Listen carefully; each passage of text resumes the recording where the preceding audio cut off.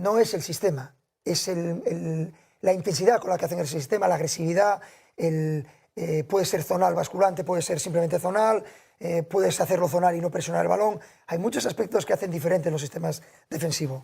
No es llego, pongo 5-4-1 y ya está, ya hay problemas, no.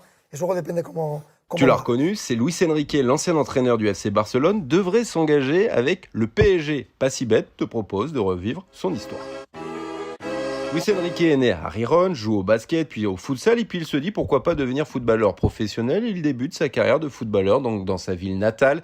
Il côtoie l'équipe première dès l'âge de 19 ans, aide son équipe à se qualifier pour la Coupe de l'UEFA et on se souvient tous de son super but face à Valence. C'était lors de la dernière journée de Liga. Des bonnes performances qui lui permettent de découvrir la sélection espagnole. Y lanza Luis Enrique quien desmarcado bate a Sempere. Roberto pidió fuera de juego del joven asturiano. Il rejoint ensuite le Real Madrid, s'impose rapidement dans cet effectif, remporte la Coupe du Roi en 93.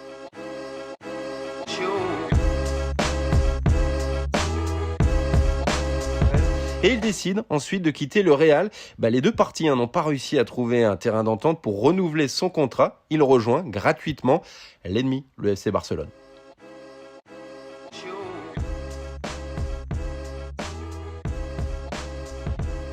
Luis Enrique, surnommé Lucho, décide donc de porter le maillot du FC Barcelone, une trahison pour les supporters madrilènes.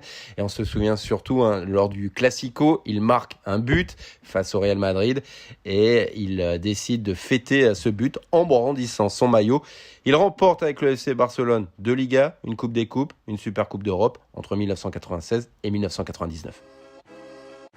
Les supporters aiment sa capacité à ne rien lâcher sur le terrain, un travailleur infatigable, et il côtoie pendant 8 ans Pep Guardiola, Figo ou encore Ronaldo. Luis Enrique participe également à 3 Coupes du Monde, un Euro, remporte les JO 92, il raccroche les crampons à l'âge de 34 ans. Et oui, il est victime de plusieurs blessures, même son club formateur a tenté de le recruter à la fin de sa carrière, mais il a refusé, et donc on est en 2004, il prend sa retraite, il a 34 ans. Et puis le ballon lui manque trop et il devient entraîneur. En 2008, l'ancien milieu de terrain du FC Barcelone dirige la réserve du Barça. Il prend la place de Pep Guardiola, nommé coach de l'équipe première. Et les résultats sont plutôt bons, même très bons, puisque son équipe monte en seconde division.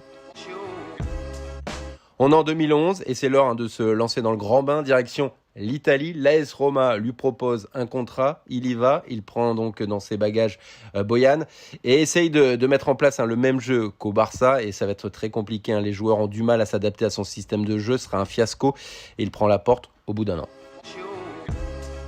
Très marqué par cet échec, il prend une année sabbatique et on l'annonce au Barça. Finalement, il rebondit en Espagne, au Celta Vigo. Des débuts poussifs, le technicien tâtonne, hésite, inquiète.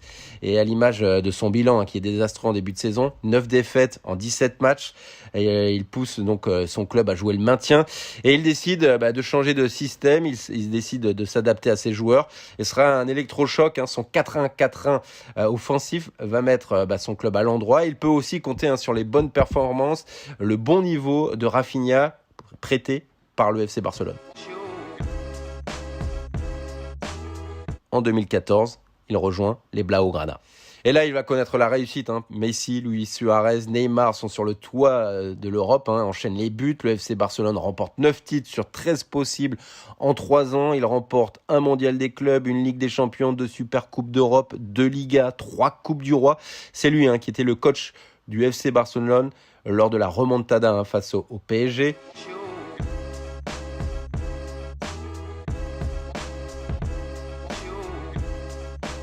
Et après 3 ans à la tête du FC Barcelone, il décide de quitter le club. Fatigué, usé par ce poste. Les résultats sont moins bons lors de sa dernière année. Puis il y a des tensions avec Messi. Les deux hommes ne se parlent plus. Seuls les adjoints servent de lien. Et ça devient compliqué aussi pour lui de gérer les égos surdimensionnés des stars du Barça. Il quitte donc le club avec le meilleur pourcentage de victoires, 76%. Une nouvelle fois, il prend une année sabbatique pour profiter, pour voyager, pour profiter de sa famille. Et en juillet 2018, après le mondial en Russie, on le nomme sélectionneur de l'équipe d'Espagne. Premier match, première victoire sur la pelouse de Wembley face à l'Angleterre en Ligue des Nations. Il est ensuite contraint de quitter ses fonctions pendant 6 mois en raison du tragique décès de sa fille. C'est en 2019. Le tacticien a ensuite qualifié sa sélection pour l'Euro, atteint les demi-finales, perd la finale de la Ligue des Nations face à la France, qualifie ensuite sa sélection pour le Final Four de la Ligue des Nations 2023. Luis Enrique est fortement critiqué pour le jeu pratiqué. On se souvient de sa défaite en septembre 2022 face à la Suisse en Ligue des Nations, mais pas question de rester muet. Luis Enrique répond sur les réseaux sociaux après une victoire face au Portugal. Il vante les performances de son équipe par rapport aux différentes nations européennes. Il sort un tableau, il publie un tableau sur Twitter. Il participe au mondial au Qatar. On se souvient qu'il a déclaré avec beaucoup d'ironie qu'il était le meilleur entraîneur du monde. Et c'est lors de cette Coupe du Monde qu'il décide de se lancer sur Twitch. Objectif, avoir un rapport direct et sans filtre avec les supporters. Hola a todos. Streamers del mundo, apartaros que voy cuesta abajo y sin frenos. Mais voilà, son aventure avec l'équipe d'Espagne va prendre fin lors de ce mondial. Une défaite, une élimination face au Maroc en 8e de finale. La fédération décide de ne pas renouveler son contrat.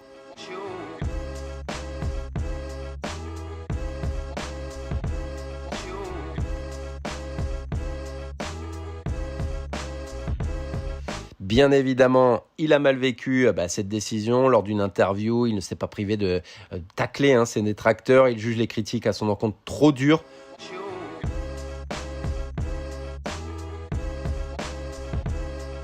Son rêve, entraîner une équipe en première ligue. Ce rêve ne se réalisera pas puisqu'il devrait s'installer sur le banc du PSG. Le PSG cherche un successeur à Galtier qui a été viré et lui ont proposé un contrat. Il devrait l'accepter. Voilà mon gars, tu connais un peu plus Luis Enrique. N'hésite pas à donner ton avis. Bon ou mauvais choix pour le PSG. Puis on se retrouve très vite pour une nouvelle vidéo. N'hésite pas à proposer d'autres joueurs, d'autres entraîneurs. Et puis surtout, abonne-toi. Pas si bête. Atrás, Gavi, más atrás, parte de atrás. Espera que Rodri se vaya a un lado. Vuelta sin prisa. Para arriba, Carlos, para arriba. Busi, dile a centrales que...